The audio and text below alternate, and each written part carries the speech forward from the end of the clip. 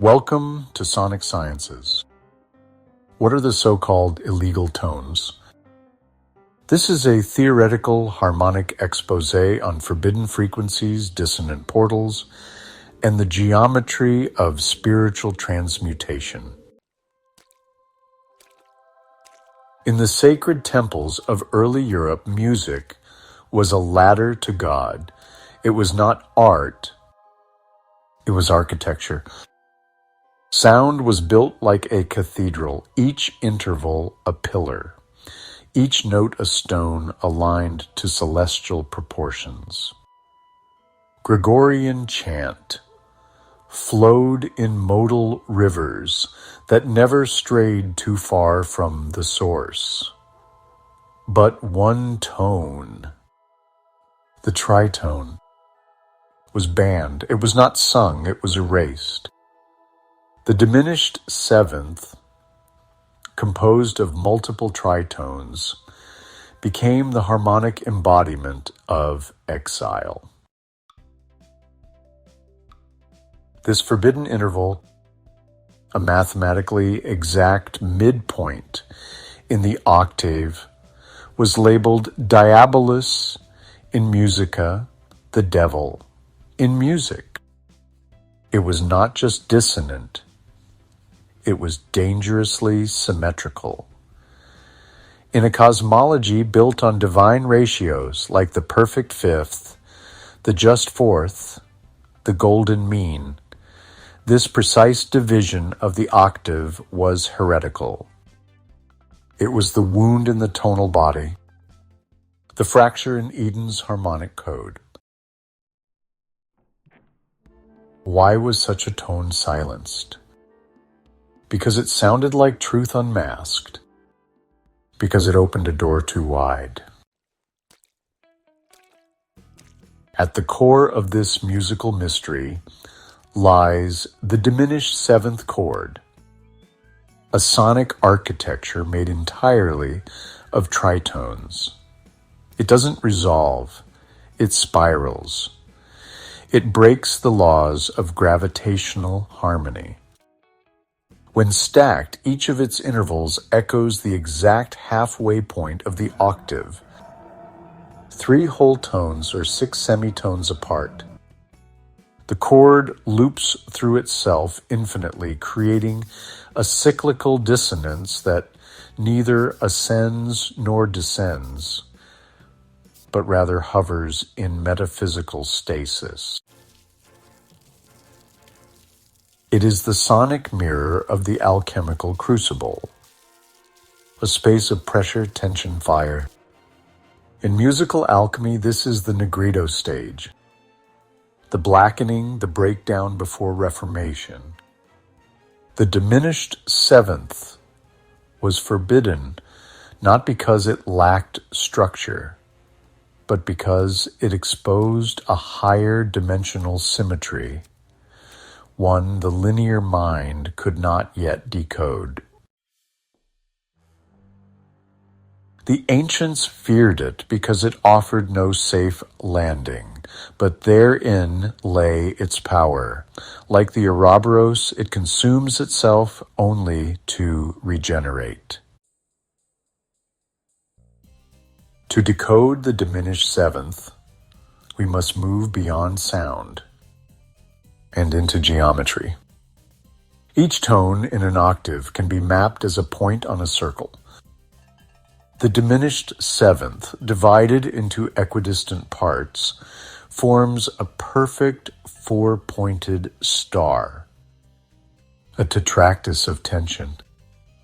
This is not random dissonance.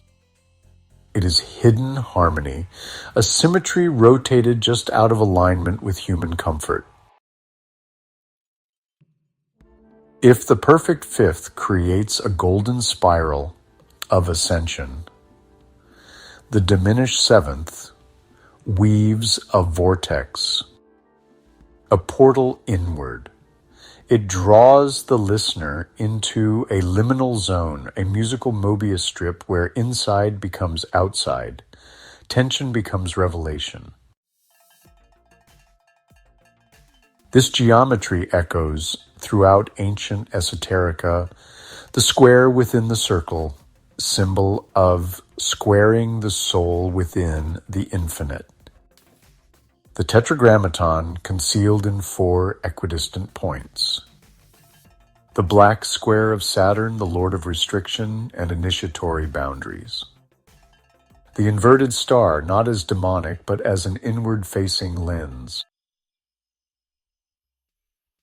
The geometry of the illegal tones is not chaotic, it is hyper-order. But from a paradigm we are only beginning to remember. In mystic traditions, true initiation does not come through beauty, but through rupture. The hero's journey begins not in resolution, but in tension. The diminished 7th is the chord of initiation, the sound of the threshold. It is the resonant signature of the liminal self. Not the ego, not the spirit, but the crucified in between. It pierces the veil between worlds and calls forward what is buried. Grief, ecstasy, fear, truth. Just as dark matter forms the structure of the cosmos, so too does dissonant structure the path of becoming. Without the diminished 7th, the tonal universe is incomplete. It is the black note in the white sun of harmony. It is the descent before ascent, the cracked mirror through which higher light refracts. What the early church feared was not evil. It was initiation without control. They feared a tone that needed no priest, no liturgy, no doctrine, only ears willing to listen. Now the illegal tones are returning. In the age of quantum consciousness and vibrational medicine, the diminished 7th and tritone are no longer errors. They are keys. Cymatics reveals their complex interference patterns. Sacred geometry maps their rotations. Brainwave entrainment, sonic healing, and DNA resonance research suggest that these once feared tones may in fact open bioenergetic portals in the body. They activate the shadow frequencies of the self. They challenge. They integrate. To reclaim these tones is to reclaim harmonic sovereignty. To no longer fear dissonance, but to master its transmutation. The diminished 7th is a spiritual forge. In it we hear the story of the fallen, the outcast, the in-between. And we remember it was never the devil's interval. It was the angel's descent into the furnace of matter. A truth this hidden is always worth your life. Because when you face the illegal tone within yourself, you hear the first note of your own liberation. So, in nature, the tritone is actually a hidden harmonic. It's not just a single frequency, but rather an interval, specifically one that spans 3 whole tones or 6 semitones. In equal temperament tuning, which is the most common system in Western music, the tritone splits the octave exactly in half. That means it has a frequency ratio of the square root of 2 to 1. And, well, that ratio comes out to be about 1.414 to 1. Now, let's look at an example in hertz. If you start with a fundamental frequency of 440 hertz, which standardized is A, The tritone above, that would be A sharp or B flat to E, depending on how you look at it. So, the frequency would be 440 Hertz times the square root of 2, which is approximately 622.25 Hertz.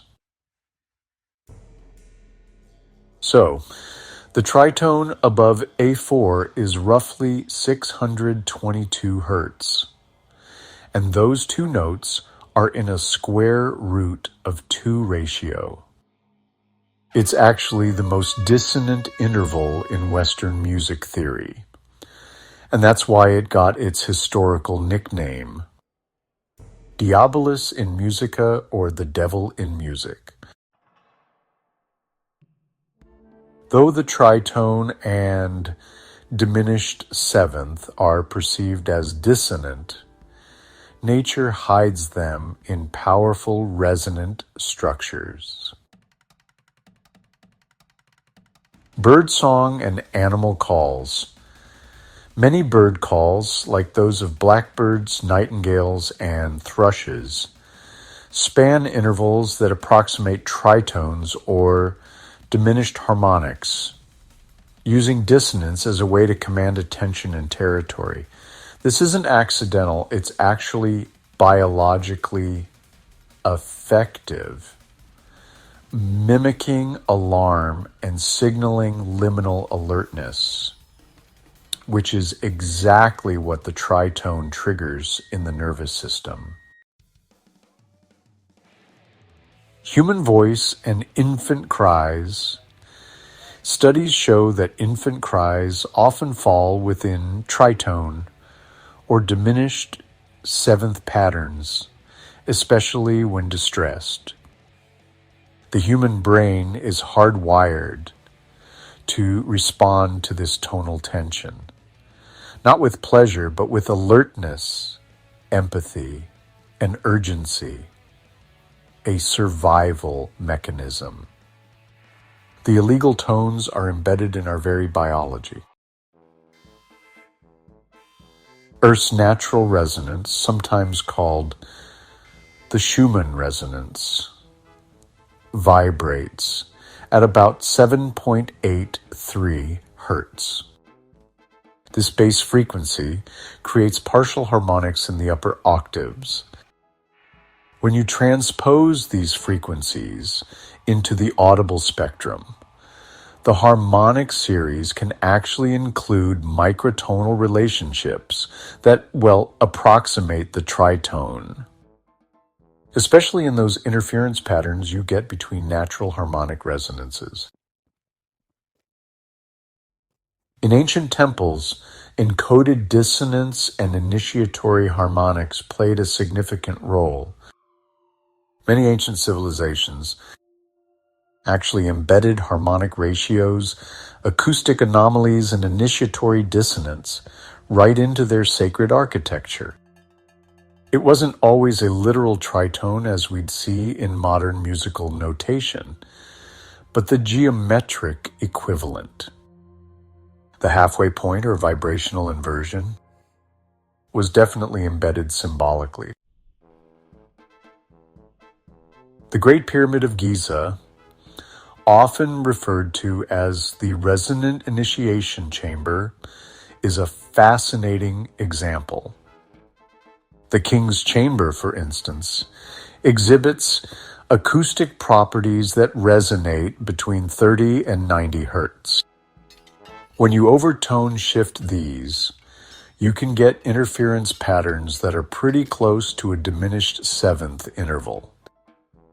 And the granite box in the chamber resonates at frequencies that evoke tension and those unresolved harmonic tones.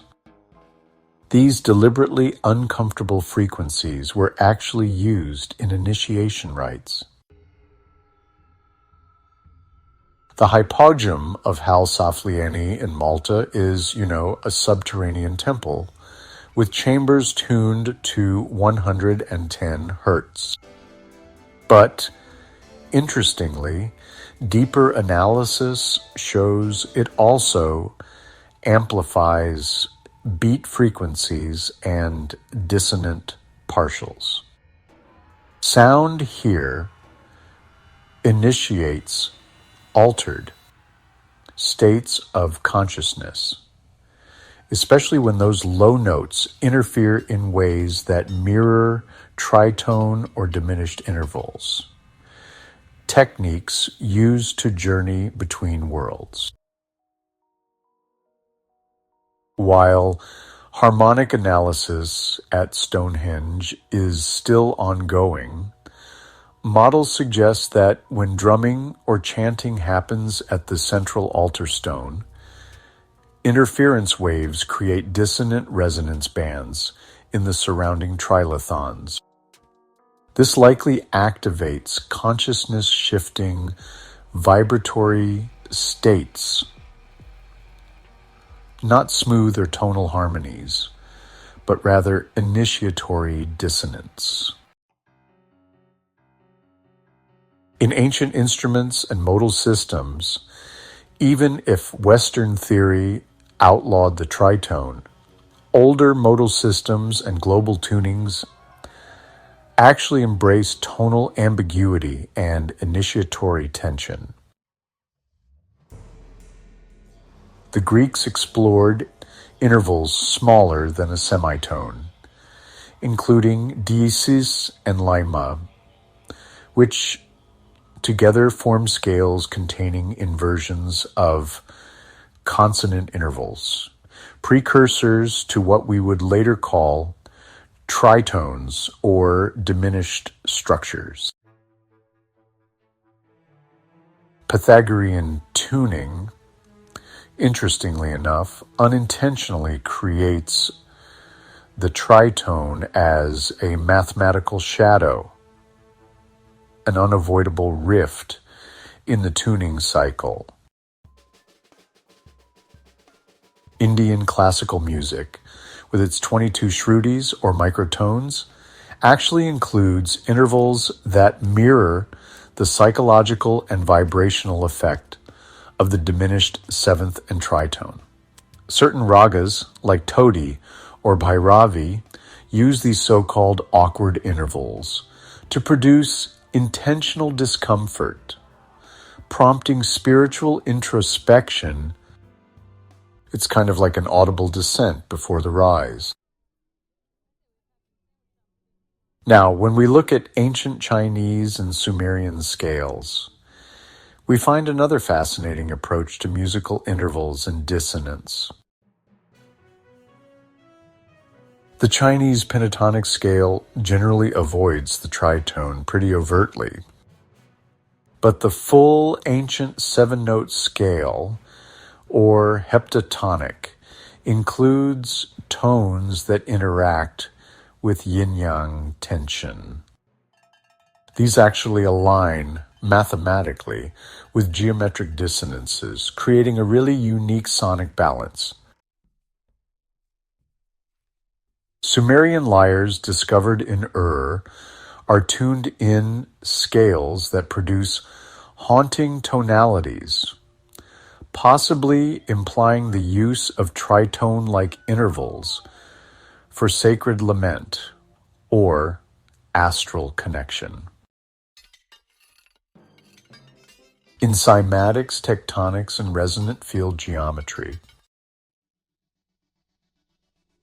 when tritone-related frequencies, like 528 Hz versus 396 Hz, are played together on a cymatics plate, strange asymmetrical geometric forms emerge, which are really different from the balanced mandalas of pure intervals.